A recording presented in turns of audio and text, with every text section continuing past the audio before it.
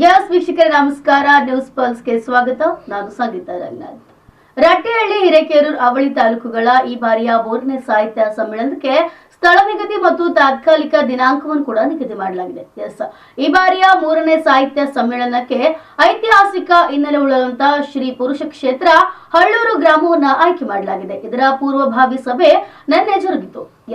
ಈ ಪೂರ್ವಭಾವಿ ಸಭೆಯಲ್ಲಿ ಯುಬಿ ಬಣಕಾರ್ ಸೇರಿದಂತೆ ಗ್ರಾಮಸ್ಥರು ಹಾಗೂ ಸಾಹಿತ್ಯ ಪರಿಷತ್ನ ಪದಾಧಿಕಾರಿಗಳು ಸಹ ಭಾಗವಹಿಸಿದರು. ಶಾಸಕರ ಮಾರ್ಗದರ್ಶನದಂತೆ ಈ ಬಾರಿಯ 3ನೇ ಸಾಹಿತ್ಯ ಸಮ್ಮೇಳನ ಕೂಡ ಜರುಗಲಿದೆ. ಈಗ ನಾನು ಹಳ್ಳೂರಿನಲ್ಲಿದ್ದೇನೆ. ಇವತ್ತು ಇಲ್ಲಿನ ಕ್ಷೇತ್ರದ ಹಿರೇಕೆರೂರಿನ MLA ಆಗಿರುವಂತಹ ಯುಬಿ ಬಣಕಾರ್ ಅವರು ಕ್ಷೇತ್ರಕ್ಕೆ ಆಗಮಿಸಿದ್ದಾರೆ. ಈ ಬಾರಿಯ 3ನೇ ಸಾಹಿತ್ಯ ಸಮ್ಮೇಳನ ನಮ್ಮ ಹಳ್ಳೂರಿನಲ್ಲಿ ನಡೆಯೋದಕ್ಕೆ ನಿರ್ಧಾರವಾಗಿದ್ದು, ಇವತ್ತಿನ ಪೂರ್ವಭಾವಿ ಸಭೆಯಲ್ಲಿ ಶಾಸಕರು ಭಾಗಿಯಾಗ್ತಿದ್ದಾರೆ. ಬನ್ನಿ, ನಾನು ಅವ್ರನ್ನ ಮಾತಾಡಿಸ್ತಾ ಹೋಗ್ತೀನಿ. ಇಂದಿನ ಸಭೆಯಲ್ಲಿ ಏನೆಲ್ಲ ವಿಚಾರಗಳು ಚರ್ಚೆ ಆಗುತ್ತೆ ಅನ್ನೋದ್ರ ಬಗ್ಗೆ ನಾನೀಗ ಶಾಸಕರನ್ನ ಮಾತಾಡಿಸುವಂತ ಪ್ರಯತ್ನವನ್ನ ಮಾಡ್ತೇನೆ. ಸರ್ ನಮಸ್ತೆ. 3ನೇ ಸಾಹಿತ್ಯ ಸಮ್ಮೇಳನ ಈಗ ನಮ್ಮ ತಾಲೂಕಿನಲ್ಲಿ, ಅದರಲ್ಲೂ ನಮ್ಮ ಐತಿಹಾಸಿಕ ಹಿನ್ನೆಲೆಯುಳ್ಳ ಹಳ್ಳೂರಿನಲ್ಲಿ ನಡೀತಾ ಇದೆ. ಸರ್, ಇವತ್ತಿನ ಸಭೆಯಲ್ಲಿ ಏನೆಲ್ಲ ಚರ್ಚೆ ಆಗುತ್ತೆ? ಮೊದಲನೇದಾಗಿ ಹಳ್ಳೂರಿನಲ್ಲಿ ಈ 3ನೇ ಸಾಹಿತ್ಯ ಸಮ್ಮೇಳನ ಮಾಡಲಿಕ್ಕೆ ರಟ್ಟಳ್ಳಿ ತಾಲೂಕಿನ ಕನ್ನಡ ಸಾಹಿತ್ಯ ಪರಿಷತ್ ಘಟಕದವರಿಂದ ನಿರ್ಣಯ ಮಾಡಿದ್ದಾರೆ. ಮೊಟ್ಟ ಮೊದಲು ಅವರಿಗೆ ನಾನು ವಂದನೆಗಳನ್ನು ಸಲ್ಲಿಸ್ತಾ ಇದ್ದೇನೆ. ಒಳ್ಳೆಯ ಜಾಗೆಯನ್ನು ಅವರು ಆಯ್ಕೆ ಮಾಡಿಕೊಂಡಿದ್ದಾರೆ. ಹಳ್ಳೂರು ಧಾರ್ಮಿಕ ಕ್ಷೇತ್ರ ಮತ್ತು ಸಾಹಿತ್ಯಿಕ ಕ್ರೀಶ. ಇಲ್ಲಿ ಹಿಂದಿನ ಸಹ ಒಂದು ದೊಡ್ಡ ಕಾರ್ಯಕ್ರಮದಲ್ಲಿ ಪುಸ್ತಕಗಳನ್ನು ಬಿಡುಗಡೆ ಮಾಡುವಂಥ ಒಂದು ದೊಡ್ಡ ಕಾರ್ಯಕ್ರಮ ಹಳ್ಳೂರು ಗ್ರಾಮದಲ್ಲಿ ಜರುಗಿತ್ತು. ರಂಗನಾಥನ ಆಶೀರ್ವಾದ ಈ ಸುತ್ತಮುತ್ತಲ ಈ ನಾಡಿನ ಮೇಲೆ ಪ್ರಭಾವ ಬೀರೋದ್ರಿಂದ ಅನೇಕ ಭಕ್ತಾದಿಗಳು ಸಹ ಇಲ್ಲಿದ್ದಾರೆ. ಬಹುಶಃ ಒಂದು ಉತ್ತಮವಾದ ಸಾಹಿತ್ಯ ಸಮ್ಮೇಳನ ಈ ಹಳ್ಳೂರಿನಲ್ಲಿ ಆಗಬೇಕಂತ ಎಲ್ಲ ಒಂದು ಸಾಹಿತ್ಯ ಅಭಿಮಾನಿಗಳ ಆಶೆ ಆಗಿದೆ. ಅದಕ್ಕೆ ಗ್ರಾಮದ ಹಿರಿಯರು ಮತ್ತು ಸ್ನೇಹಿತರು ಸಹ ಇವತ್ತು ಕೈ ಜೋಡಿಸಿದ್ದಾರೆ. ಈ ಕಾರ್ಯಕ್ರಮವನ್ನು ಯಶಸ್ವಿ ಮಾಡುವಂಥ ದಿಕ್ಕಿನಲ್ಲಿ ಎಲ್ಲರ ಸಹಕಾರ ಇರೋದರಿಂದ ಬಹುಶಃ ಇದು 3ನೇ ಸಾಹಿತ್ಯ ಸಮ್ಮೇಳನ ಈ ಒಂದು ತಾಲೂಕಿನ ಇತಿಹಾಸದಲ್ಲಿ ಒಂದು ಅತ್ಯುತ್ತಮವಾದ ಸಾಹಿತ್ಯ ಸಮ್ಮೇಳನ ಆತು ಅನ್ನುವ ದಿಕ್ಕಿನಲ್ಲಿ ಒಂದು ಕಾರ್ಯಕ್ರಮಗಳನ್ನು ಮಾಡುವಂಥ ಎಲ್ಲ ತಯಾರಿಯನ್ನು ಇವತ್ತಿನ ಪೂರ್ವಭಾವಿ ಸಭೆಯಲ್ಲಿ ನಿರ್ಣಯ ಮಾಡಿಕೊಂಡು ಅದನ್ನು ಯಶಸ್ವಿಗೊಳಿಸುವಂಥ ದಿಕ್ಕಿನಲ್ಲಿ ನಾವೆಲ್ಲ ಸನ್ನದ್ಧರಾಗಿದ್ದೇವೆ. ಯಾವೆಲ್ಲ ವಿಚಾರಗಳು ಸಭೆಯಲ್ಲಿ ಚರ್ಚೆ ಆಗುತ್ತೆ ಸರ್? ಪ್ರತಿ ವರ್ಷ ಸಾಹಿತ್ಯ ಸಮ್ಮೇಳನ ನಡೆಯುವಂಥ ಸಂದರ್ಭದಲ್ಲಿ ಆ ಒಂದು ಹೊಸ ಸಾಹಿತ್ಯರನ್ನು ಏನು ಪುಸ್ತಕಗಳನ್ನು ಬರೆಯುತ್ತಾರೆ ಅವರುಗಳನ್ನು ಬಿಡುಗಡೆ ಮಾಡುವಂಥ ಕಾರ್ಯಕ್ರಮ, ಅನೇಕ ವಿಷಯಗಳಾದ ವಿಚಾರ ಮಂಥನ ಮಾಡುವಂಥ ಕಾರ್ಯಕ್ರಮ ಮತ್ತು ಕನ್ನಡದ ಸಾಹಿತ್ಯದ ಬೆಳವಣಿಗೆಯ ದೃಷ್ಟಿಯಿಂದ ಏನೇನು ಕಾರ್ಯಕ್ರಮವನ್ನು ರೂಪಿಸಬೇಕು ಅನ್ನೋದ್ರ ಬಗ್ಗೆ ಸಂಪೂರ್ಣವಾಗಿ ಚರ್ಚೆಯಾಗಿ ಒಟ್ಟು ಕನ್ನಡದ ಬೆಳವಣಿಗೆ, ಕನ್ನಡದ ಅಭಿವೃದ್ಧಿಗಳಿಗೆ, ಕನ್ನಡದ ಸಂಸ್ಕೃತಿಯ ಅನಾವರಣದ ಬಗ್ಗೆ ಎಲ್ಲ ಒಂದು ಕಾರ್ಯಕ್ರಮಗಳನ್ನು ಈ ಒಂದು ಸಾಹಿತ್ಯ ಸಮ್ಮೇಳನದಲ್ಲಿ ನೆರವೇರಲಿವೆ. ಹಾಗೂ ಎಲ್ಲರೂ ಸೇರಿ ನಾವು ಕನ್ನಡಾಭಿಮಾನಿಗಳು ಆ ಒಂದು ಆಶೆಯನ್ನು ಈಡೇರಿಸ್ತಕ್ಕಂಥ ಒಂದು ಪ್ರಯತ್ನವನ್ನು ಇಲ್ಲಿ ಮಾಡೋಣ. ಇನ್ನು ಮುಂದಿನ ಹಂತದಲ್ಲಿನೂ ಸಹಿತ ಹಳ್ಳೂರಿನ ಕಾರ್ಯಕ್ರಮ ಅದು ಅಜರಾಮರವಾಗಿ ಉಳಿಬೇಕು. ಮಾಡಿದರೆ ಹಳ್ಳೂರಂಥ ಕಾರ್ಯಕ್ರಮನ ಸಾಹಿತ್ಯ ಸಮ್ಮೇಳನ ಮಾಡಬೇಕಪ್ಪ ಅಂತಕ್ಕಂಥ ಭಾವನೆ ನಮ್ಮ ಯುವ ಪೀಳಿಗೆಗೆ, ನಾವು ಯುವಕರಿಗೆ ಸಂದೇಶವನ್ನು ಕೊಡಬೇಕು ಅಂತಕ್ಕಂಥ ಮಾತು. ಇಂಥ ಐತಿಹಾಸಿಕ ಸ್ಥಳಗಳನ್ನು ಎಲ್ಲೆಲ್ಲರೂ ಅವನ್ನು ಗುರುತಿಸಿಕೊಂಡು ಅವುಗಳಿಗೆ ಮಹತ್ವವನ್ನು ಕೊಡ್ತಕ್ಕಂಥ ಒಂದು ಪರಂಪರೆ ನಮ್ಮ ಕನ್ನಡ ಸಾಹಿತ್ಯ ಪರಿಷತ್ತಿಗೆ ಇದೆ ಅಂತಕ್ಕಂಥದ್ದನ್ನು ಸಹಿತ ಈ ಸಂದರ್ಭದಲ್ಲಿ ಹೇಳ್ತಾ ಇದ್ದೀವಿ. ಈ ಒಂದು ಸಂದರ್ಭದಲ್ಲಿ ನಾವು ಅನೇಕ ಗೋಷ್ಠಿಗಳನ್ನು ಮಾಡ್ತೀವಿ, ಅನೇಕ ಕಾರ್ಯಕ್ರಮಗಳನ್ನು ಹಂತೀವಿ. ರೈತರ ಪರ ಗೋಷ್ಠಿಗಳನ್ನು ಏರ್ಪಡಿಸ್ತೀವಿ, ಮಹಿಳೆಯರ ಪರ ಗೋಷ್ಠಿಗಳನ್ನು ಏರ್ಪಡಿಸ್ತೀವಿ. ಸಾಮಾಜಿಕ ಜನರಿಗೆ, ಸಮಾಜದಲ್ಲಿ ಜನರಿಗೆ ಯಾವ್ಯಾವ ತಿಳುವಳಿಕೆ ಅಂಶಗಳನ್ನು ಕೊಡಬೇಕು ಅವೆಲ್ಲ ಅಂಶಗಳನ್ನು ಇಲ್ಲಿ ನಾವು ರೂಢಿಸಿಕೊಂಡು ಪೂರ್ಣ ಒಂದು ದಿನದ ಒಂದು ಕಾರ್ಯಕ್ರಮವನ್ನು ಬಹಳಷ್ಟು ಅಚ್ಚುಕಟ್ಟಾಗಿ ಶಿಸ್ತಿನಿಂದ ಯಾವುದೇ ಭೇದ ಭಾವಗಳಿಲ್ಲದೆ ಇದನ್ನು ನೆರವೇರಿಸಬೇಕು ಅಂತಕ್ಕಂಥದ್ದನ್ನು ನಮ್ಮ ಸಾಹಿತ್ಯ ಪರಿಷತ್ತು ರೂಢಿಸಿಕೊಂಡು ಬಂದಿದೆ. ಇಲ್ಲಿ ಜಾತಿ ಮತ ಪಂಥಗಳು ಯಾವ ಇಲ್ಲ, ಯಾವ ರಾಜಕೀಯ ದ್ವೇಷಗಳು ಇಲ್ಲ, ಯಾವೇ ರಾಜಕೀಯ, ಎಲ್ಲರೂ ನಾವು ಸಮಾನರು, ನಾವೆಲ್ಲರೂ ಕನ್ನಡಾಭಿಮಾನಿಗಳು ಅಂತಕ್ಕಂಥ ಭಾವನೆಯನ್ನು ಇಟ್ಕೊಂಡು ಈ ಕಾರ್ಯಕ್ರಮದಲ್ಲಿ ಎಲ್ಲರೂ ಪಾಲ್ಗೊಳ್ಳುವಂತೆ ಮಾಡ್ತಕ್ಕಂಥದ್ದು ನಮ್ಮ ಸಾಹಿತ್ಯ ಪರಿಷತ್ತಿನ ಅತ್ಯಂತ ಅಚ್ಚುಕಟ್ಟಾದಂಥ ನಿಯಮಗಳದ್ದಾವೆ. ಇದಕ್ಕೆ ತನ್ನದೇ ಆದಂಥ ಒಂದು ಶಕ್ತಿ ಇದೆ ಅಂತಕ್ಕಂಥದ್ದನ್ನು ಸಹಿತ ನಾನು ಹೇಳ್ತಾ ಇದ್ದೀನಿ. ಕನ್ನಡ ಸಾಹಿತ್ಯ ಪರಿಷತ್ತಿಗೆ ತನ್ನದೇ ಆದಂಥ ಒಂದು ಶಕ್ತಿ ಇದೆ. ರಾಜ್ಯ ಮಟ್ಟದಲ್ಲಿ, ಜಿಲ್ಲಾ ಮಟ್ಟದಲ್ಲಿ, ತಾಲೂಕು ಮಟ್ಟದಲ್ಲಿ ಇಂಥ ಹಲವಾರು ಕಾರ್ಯಕ್ರಮಗಳನ್ನು ನಮ್ಮ ಸಾಹಿತ್ಯ ಪರಿಷತ್ತು ಆಯೋಜಿಸ್ತದ, ಗೋಷ್ಠಿಗಳನ್ನು ನಡೆಸ್ತದ, ಒಳ್ಳೆಯ ಸಂದೇಶಗಳನ್ನು ನಮ್ಮ ನಾಡಿಗೆ ನೀಡ್ತದ. ಕನ್ನಡ ಭಾಷೆಯ ಉಳಿವಿಗಾಗಿ ನಾವು ಸದಾ ಸಿದ್ಧರಿದ್ದೇವೆ ಅಂತಕ್ಕಂಥ ಮಾತನ್ನು ಸಹಿತ ಈ ಸಂದರ್ಭದಲ್ಲಿ ಹೇಳಿ, ನಿಮ್ಮಲ್ಲಿ ಇಟ್ಟಿರ್ತಕ್ಕಂಥ ಕಾರ್ಯಕ್ರಮ ನನಗೆ ಬಹಳಷ್ಟು ಸಂತೋಷ ತಂದಿದೆ. ನೀವೆಲ್ಲ ಇವತ್ತು ಸೇರಿದು ನೋಡಿದರೆ ಬಹಳಷ್ಟು ಚೆನ್ನಾಗಿ ನೀವೆಲ್ಲ ಸ್ಪಂದಿಸ್ತಿದೆ ಅಂತಕ್ಕಂಥ ಭಾವನೆಯೂ ಇದೆ. ಹಳ್ಳೂರಲ್ಲಿ ಈ ಕಾರ್ಯಕ್ರಮವನ್ನು ಯಶಸ್ವಿಯಾಗಿ ನೆರವೇರಿಸಿಕೊಡ್ರಿ ಅಂತಕ್ಕಂಥ ಒಂದು ಭಾವನೆಯನ್ನು ನಿಮ್ಮಲ್ಲಿ ವ್ಯಕ್ತಪಡಿಸ್ತಾ ನಿಮ್ಮ ಮೇಲೆ ಒಂದು ಆಶಾಭಾವನೆಯನ್ನು ಇಟ್ಕೊಂಡು ನನಗೆ ಪ್ರಾಸ್ತಾವಿಕ ನುಡಿಯನ್ನು ಮಾತಾಡಲಿಕ್ಕೆ ಪಟ್ಟಂಥ ಸರ್ವರಿಗೂ ವಂದಿಸಿ ನನ್ನ 2 ನುಡಿಗಳನ್ನು ಮುಗಿಸ್ತಾ ಇದ್ದೀನಿ. ಜೈ ಹಿಂದ್, ಜೈ ಕರ್ನಾಟಕ ಮಾತೆ. ಕನ್ನಡ ಸಾಹಿತ್ಯ ಪರಿಷತ್ತು ತಾಲೂಕಾ ಘಟಕ ರಟ್ಟಿಹಳ್ಳಿ ಅವರ ವತಿಯಿಂದ 3ನೇ ಕನ್ನಡ ಸಾಹಿತ್ಯ ಸಮ್ಮೇಳನವನ್ನು ಐತಿಹಾಸಿಕ ಸ್ಥಳವಾಗಿರ್ತಕ್ಕಂಥ ಹಳ್ಳೂರಿನಲ್ಲಿ ಏರ್ಪಡಿಸಲು ತೀರ್ಮಾನಿಸಲಾಗಿದ್ದು, ಈ ಕಾರ್ಯಕ್ರಮದ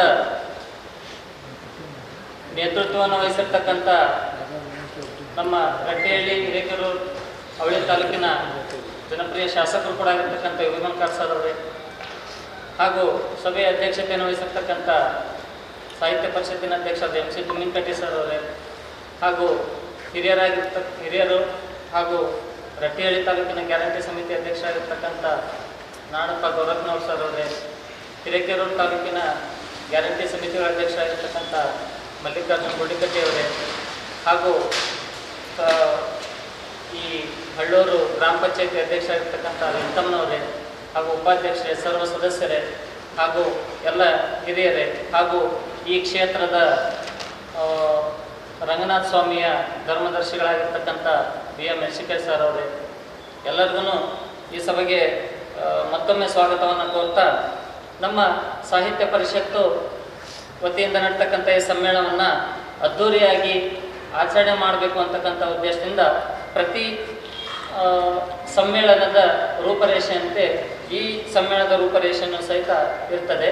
ಹಾಗಾಗಿ ಕಾರ್ಯಕ್ರಮವನ್ನು ಒಂದು ದಿನದ ಕಾರ್ಯಕ್ರಮವನ್ನು ಮಾಡಬೇಕು ಅಂತಂದು ಹೇಳಿ ತೀರ್ಮಾನಿಸಲಾಗಿದ್ದು, ಪದವಿ ಪೂರ್ವ ಕಾಲೇಜುಗಳ ವಿದ್ಯಾರ್ಥಿಗಳ ಪರೀಕ್ಷೆಗಳು ಇರೋದರಿಂದ, ಪ್ರಿಪ್ರೇಟರಿ ಪರೀಕ್ಷೆಗಳಿರೋದ್ರಿಂದ, ಹಾಗೂ ಹೈಸ್ಕೂಲ್ನವ್ರದ್ದು ಫೆಬ್ರವರಿಯಲ್ಲಿ ಪರೀಕ್ಷೆಗಳು ಆರಂಭವಾಗೋದ್ರಿಂದ ಜನವರಿ 31 ತಾತ್ಕಾಲಿಕವಾಗಿ ಈ ಸಭೆಗೆ ಒಂದು ಶನಿವಾರ ಬರ್ತದೆ, ಕೊನೆ ಶನಿವಾರ ಜನವರಿ 31. ಆ ಶನಿವಾರದ ದಿನಾಂಕದ ಬಗ್ಗೆ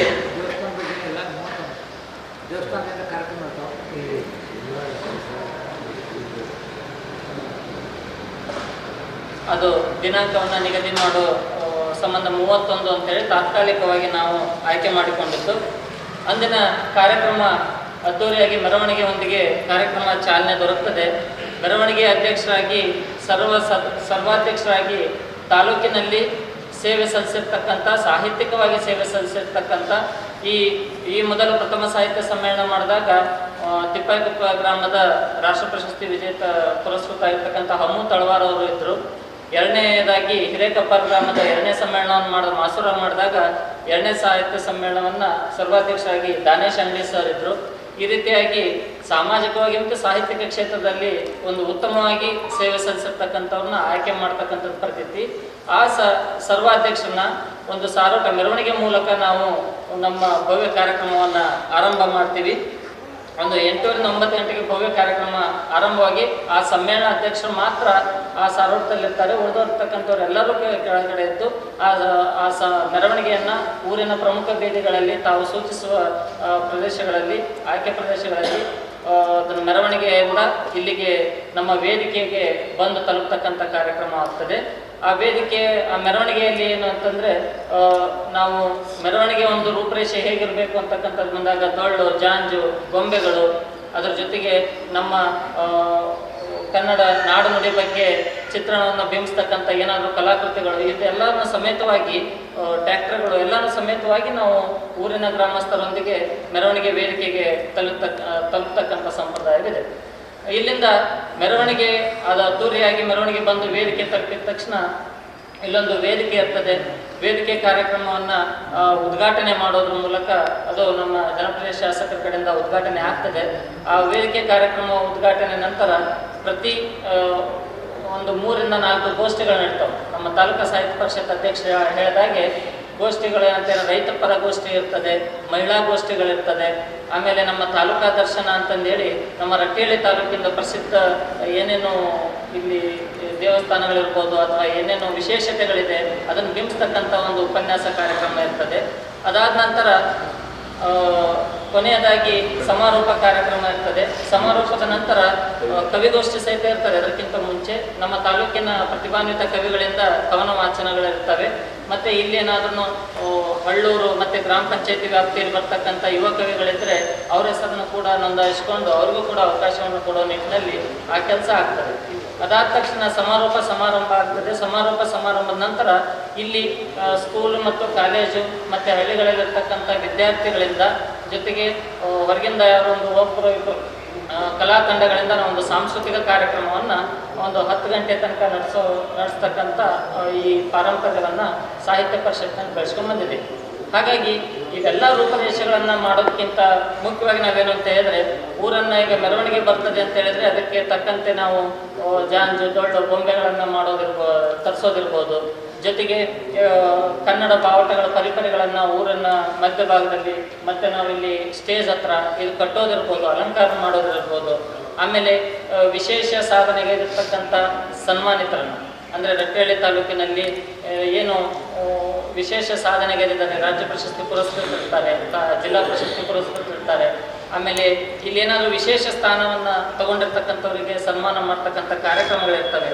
ಒಂದು 300 ಮಂದಿ, ಒಂದು 300 ಜನದ್ದು ಶಾಲು ಮಾಲೆ ಮತ್ತು ಮೂಮೆಂಟ್ಸ್ಗಳದ್ದು ವ್ಯವಸ್ಥೆ ಆಗಬೇಕಾಗ್ತದೆ. ಜೊತೆಗೆ ಆಮಂತ್ರಣ ಪತ್ರಿಕೆಗಳನ್ನು ಮಾಡಿಸೋದಿರ್ಬೋದು. ಗೋಷ್ಠಿಗಳಿಗೆ ಹೊರಗಿಂದ ಉಪನ್ಯಾಸಕರನ್ನ ಕರೆಸ್ತೀವಿ. ಆ ಉಪನ್ಯಾಸಕ ಕರೆಸಿದಾಗ ಗೋಷ್ಠಿಗಳಿಗೆ ಸ್ವಲ್ಪ ಸಂಭಾವನೆ ಕೊಡ್ತಕ್ಕಂಥದ್ದು. ಮತ್ತು ವಿದ್ಯಾರ್ಥಿಗಳೆಲ್ಲ ಸಾಂಸ್ಕೃತಿಕ ಕಾರ್ಯಕ್ರಮ ಮಾಡಿದಾಗ ಅಭಿನಂದನಾ ಪತ್ರವನ್ನು ಅವರಿಗೆ ನೀಡಿ ಅವರಿಗೊಂದು ಮೂಮೆಂಟ್ಸನ್ನು ನೀಡೋದ್ರಿಂದ ಆ ಸ್ಕೂಲ್ಗಳಿಗೆ ಒಂದು ಅಭಿನಂದನೆ ಸಲ್ಲಿಸ್ದಂಗೆ ಆಗ್ತಕ್ಕಂಥ ಕಾರ್ಯಕ್ರಮದೊಂದಿಗೆ ಇವೆಲ್ಲ ಕಾರ್ಯಕ್ರಮಗಳನ್ನು ಹಾಕೋಬೇಕು. ಜೊತೆಗೆ ಒಂದು ಉತ್ತಮವಾದ ವೇದಿಕೆ ನಿರ್ಮಾಣ ಆಗಬೇಕು. 1000 ಜನ ಸೇರ್ತಕ್ಕಂಥ ವೇದಿಕೆ ನಿರ್ಮಾಣ ಆಗಬೇಕು. ಅದಕ್ಕೆ ಮೈಕು, ಸ್ಕ್ರೀನು, ಶಾಮಿಯಾನ, ಚೇರ್ನ ವ್ಯವಸ್ಥೆಗಳಾಗಬೇಕು.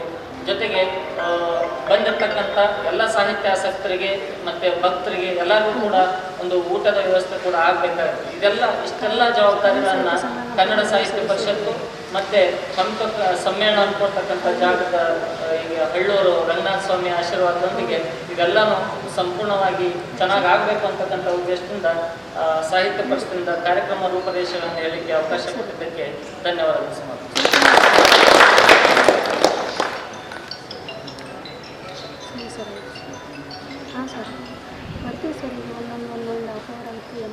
ದ್ವಿತೀಯ ಕನ್ನಡ ಸಾಹಿತ್ಯ ಸಮ್ಮೇಳನದಲ್ಲಿ ಅಲ್ಲಿ ನಾನೇ ಅಧ್ಯಕ್ಷ ಆಗಿದ್ದಂಥ ಸಂದರ್ಭದಲ್ಲಿ ಸಂಪನ್ಮೂಲಗಳ ಕ್ರೋಢೀಕರಣ ಹೇಗೆ ಮಾಡೋದು ಅಂತಕ್ಕಂಥ ವಿಚಾರಗಳು ಬಂದಾಗ ನಾವು ಪ್ರತಿಯೊಂದು ತಾಲೂಕು ಪಂಚಾಯತಿ ವ್ಯಾಪ್ತಿಯಲ್ಲಿರ್ತಕ್ಕಂಥ ಪ್ರತಿಯೊಂದು ಗ್ರಾಮ ಪಂಚಾಯತಿಯಿಂದನೂ ಕೂಡ 10,000 ರೂಪಾಯಿಗಳನ್ನು ನೀಡಬೇಕು ಅಂತ ಹೇಳಿ ಹಿಂದೆ ಇವರು ಆರ್ಡರ್ ಮಾಡಿದ್ರು.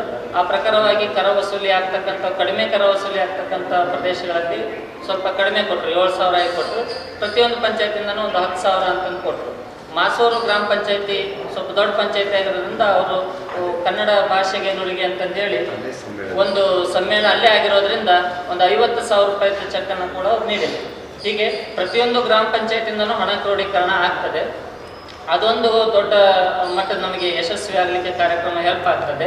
ಅದ್ರ ಜೊತೆಗೆ ತಾಲೂಕಿನ ಪ್ರಾಥಮಿಕ, ಪ್ರೌಢ ಮತ್ತು ಪದವಿ ಪೂರ್ವ, ಪದವಿ ಕಾಲೇಜುಗಳು ಎಷ್ಟಿದೆ ಅಲ್ಲಿಂದ ಎಲ್ಲನೂ ಕೂಡ BO ಅವರ ನೇತೃತ್ವದಲ್ಲಿ ಒಂದು ಎಲ್ಲರಿಗೂ ಶಿಕ್ಷಕರಿಗೆ ಪ್ರತಿ ಶಿಕ್ಷಕರಿಗೆ ಇಷ್ಟು ಅಂತಂದೇಳಿ 300 ರೂಪಾಯಿ, ಹೋದ ಸರಿ 200 ರೂಪಾಯಿಯನ್ನು ಮಾಡಿದ್ವಿ, 200 ರೂಪಾಯಿ ಮಾಡಿದ್ವಿ. ಪ್ರತಿ ಶಿಕ್ಷಕರಿಗೆ 200 ರೂಪಾಯಿ ಅಂತಂದೇಳಿ ಸಂಪನ್ಮೂಲ ಕ್ರೋಢೀಕರಣವನ್ನು ಮಾಡಿದ್ವಿ. ಆಮೇಲೆ ತಾಲೂಕಾ ಆಫೀಸ್ಗಳು ಏನಿರ್ತಾವೆ, ತಹಶೀಲ್ದಾರ್ ಆಫೀಸು, ಪಶುಸಂಗೋಪನೆ, ಅಲ್ಲಿಂದ ಸ್ವಲ್ಪ ಯಥೇಚ್ಛವಾಗಿ ನಾವು ಅದು ಸಾಹಿತ್ಯ ಪರಿಷತ್ತಿಂದ ಕೆಲಸವನ್ನು ಮಾಡಿಕೊಡೋಂಥ ಪ್ರಯತ್ನ ಕೂಡ ನಡೆದಿತ್ತು. ಅದೇ ರೀತಿ ಇಲ್ಲಿ ನಮ್ಮ ರಟ್ಟೆಹಳ್ಳಿ ಹಿರೇಕೆರೂರು ತಾಲೂಕಿನ ಶಾಸಕರೊಂದಿಗೆ ಇರ್ತಕ್ಕಂಥವ್ರು ಅಥವಾ ಮಾಜಿ ಶಾಸಕರಾಗಿರ್ಬೋದು, ಯಾರೇ ಆಗಿರ್ಬೋದು, ಅಲ್ಲಿ ಒಂದು ಸ್ವಲ್ಪ ಮಂದಿ ಲೀಡರ್ಸ್ ಬಂದಿರ್ತಕ್ಕಂಥವ್ರಿಗೆ ಹೋಗಿ ಶಾಲೆಗಳನ್ನು, ಮೂಮೆಂಟ್ಸ್ಗಳನ್ನ ಅವನ್ನ ದಾನ ಮಾಡಲಿಕ್ಕೂ ಕೂಡ ನಾವು ಸೂಚಿಸಿದ್ವಿ. ಅದರಂತೆ ಕೆಲವೊಂದು ದಾನಿಗಳು ಸಹಿತ ಶಾಲು, ಮೂಮೆಂಟ್ಸು ಮತ್ತು ಮಾಲೆಗಳನ್ನು ಸಹಿತ ನೀಡಿದ್ರು. ಈ ರೀತಿ ಒಂದು ಸಮ್ಮೇಳನದ ಒಂದು 5 ರಿಂದ 6 ಲಕ್ಷ ರೂಪಾಯಿದು ಸಮ್ಮೇಳನ ನಡೆಯೋದ್ರಿಂದ, ಒಂದು 6 ಲಕ್ಷ ರೂಪಾಯಿ ಖರ್ಚಿರೋದ್ರಿಂದ ಒಂದು ಅರ್ಥವನ್ನು ಈ ಹಣದ ಕ್ರೋಢೀಕರಣವನ್ನು ಮೂಲವನ್ನು ನಾವು ಈ ರೀತಿಯಾಗಿ ಹುಡ್ಕೊಂಡಿದ್ವಿ. ಈ ರೀತಿ ಈ ಸಹಿತ ಆ ರೀತಿ ಹಣ ಕ್ರೋಢೀಕರಣವನ್ನು ಮಾಡ್ತೀವಿ. ಮತ್ತು ತಾವೇನಾದರೂ ಎಲ್ಲರೂ ಹಿರಿಯರಿರೋದ್ರಿಂದ, ಶಾಸಕರ ನೇತೃತ್ವ ಇರೋದ್ರಿಂದ ತಾವು ಹೇಗೆ ಸೂಚಿಸ್ತೀರಿ ಅದರಂತೆ ಸಾಹಿತ್ಯ ಪರಿಷತ್ ನಡ್ಕೊಳ್ತೇ ಇರ್ತಕ್ಕಂಥ ಒಂದು ಭಾವನೆಯೊಂದಿಗೆ ನನ್ನ ಮಾತನ್ನು ಮುಗಿಸ್ತೀನಿ. ಧನ್ಯವಾದ. ರಟ್ಟೆಹಳ್ಳಿ ತಾಲೂಕಿನ ಕನ್ನಡ ಸಾಹಿತ್ಯ ಪರಿಷತ್ತಿನ ಘಟಕದವರು 3ನೇ ತಾಲೂಕಾ ಸಾಹಿತ್ಯ ಸಮ್ಮೇಳನವನ್ನು ಹಳ್ಳೂರಿನಲ್ಲಿ ನಡೆಸಲಿಕ್ಕೆ ಇವತ್ತು ನಿರ್ಣಯಿಸಿದ್ದಾರೆ. ಅದಕ್ಕಾಗಿ ತಮ್ಮೆಲ್ಲರ ಪರವಾಗಿ ಆ ಘಟಕಕ್ಕೆ ನಾನು ಧನ್ಯವಾದಗಳನ್ನು ಸಲ್ಲಿಸ್ತಾ ಇದ್ದೇನೆ. ಧಾರ್ಮಿಕತೆಯಲ್ಲಿ ತನ್ನದೇ ಒಂದು ಹೆಸರನ್ನು ಪಡೆದಂಥ ಗ್ರಾಮ, ಪವಿತ್ರ ತುಂಗಾ ನದಿಯ ದಂಡದ ಮೇಲೆ ಅನೇಕ ಸಾಹಿತ್ಯಾಕ್ಷರಗಳನ್ನು ಸಹ ಬೆಳೆಸಿದಂಥ ಒಂದು ಗ್ರಾಮ ಇದಾಗಿರುವುದರಿಂದ ಈ ಒಂದು ಸಾಹಿತ್ಯ ಸಮ್ಮೇಳನ ಇವತ್ತು ಈ ಗ್ರಾಮದಲ್ಲಿ ನಡೀತಾ ಇರೋದು ಅತ್ಯಂತ ಸೂಕ್ತ. ಈಗಾಗಲೇ ಈ ಸಾಹಿತ್ಯ ಘಟಕಗಳು 2 ಸಾಹಿತ್ಯ ಸಮ್ಮೇಳನಗಳನ್ನು ಈಗಾಗಲೇ ಮಾಡಿದ್ದಾರೆ.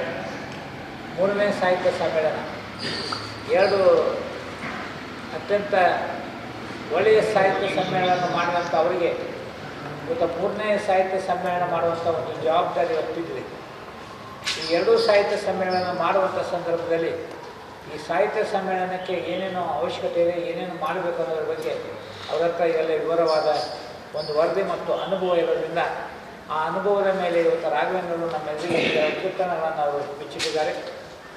ಇವತ್ತು ನಾವು ಹಿಂದಿನ ಇತಿಹಾಸಗಳನ್ನು ನೋಡಿದರೆ ಸಾಹಿತ್ಯ ಸಮ್ಮೇಳನ ಯಾರು ಇಷ್ಟು ನಡೆಯುತ್ತೆ. ಯಾಕಂದರೆ ಸರ್ಕಾರಿ ಸಾಹಿತ್ಯಗಳು ಕನ್ನಡ ಭವನಗಳು ಇರೋದ್ರಿಂದ ಬಹುಶಃ ಅದನ್ನು ಯಶಸ್ವಿ ಮಾಡುವಂಥ ದಿಕ್ಕಿನಲ್ಲಿ ನಮ್ಮೆಲ್ಲರ ಜವಾಬ್ದಾರಿ ಇವತ್ತು ಬಹಳ ಇರೋದರಿಂದ ಬಹುಶಃ ಈ ಗ್ರಾಮದಲ್ಲಿ ಬಹುಶಃ ಈ ಒಂದು ಸಾಹಿತ್ಯ ಸಮ್ಮೇಳನ ಯಶಸ್ವಿ ಮಾಡುವಂಥ ದಿಕ್ಕಿನಲ್ಲಿ ನಾವು ನಮ್ಮೆಲ್ಲರ ಸಹಕಾರವನ್ನು ಇವತ್ತು ನೀಡಬೇಕಾಗಿದೆ.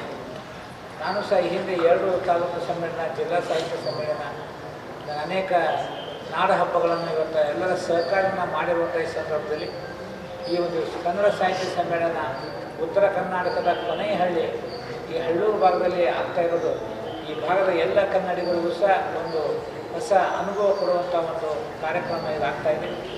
ಈ ಸಮಾವೇಶ ನೆನಪಿನಲ್ಲಿಯುವುದು ಬಹುಶಃ ನಾವು ಹಮೂದ್ ತಳವಾರ್ ಅವರು ಟಿಪ್ಪಕೊಪ್ಪದ ನಮ್ಮ ಗುರುಗಳು ಅವರು ಸಹ ಇವತ್ತು 1ನೇ ಸಾಹಿತ್ಯ ಸಮ್ಮೇಳನದ ಅಧ್ಯಕ್ಷರಾಗಿ ಅತ್ಯಂತ ವೈಭವದಿಂದ ಕಬ್ಬಿನಕಟ್ಟಿ ಗುರುಗಳ ಆಶೀರ್ವಾದ, ಬಹುಶಃ ತದನಂತರ ದಾನಪ್ಪ ಅಂಗಡಿಯವರಲ್ಲಿ ನಡೆದಂಥ 2ನೇ ಸಮ್ಮೇಳನ, ಬಹುಶಃ ಈ ಸಮ್ಮೇಳನವೂ ಸಹ ನಾವೆಲ್ಲ ಜವಾಬ್ದಾರಿಯನ್ನು ಹೊಂದ್ಕೊಂಡಾಗ ಈ ಕತ್ತರಿ ತಾಲೂಕಿನ ಸಾಹಿತ್ಯ ಕ್ಷೇತ್ರದ ಇತಿಹಾಸದಲ್ಲಿ ಹಳ್ಳೂರಿನಲ್ಲಿ ನಡೆದಂಥ ಒಂದು ಸಾಹಿತ್ಯ ಸಮ್ಮೇಳನ ಸಹ ಅತ್ಯುತ್ತಮವಾಗಿ ಆಗಬೇಕಾಗುತ್ತೆ ಎಂಬ ಮಾತನ್ನು ನಾವು ನೀವೆಲ್ಲ ಇವತ್ತು ಸಹಕಾರ ಮಾಡಲು ಸಿದ್ಧರಾಗಿದ್ದೀವಿ.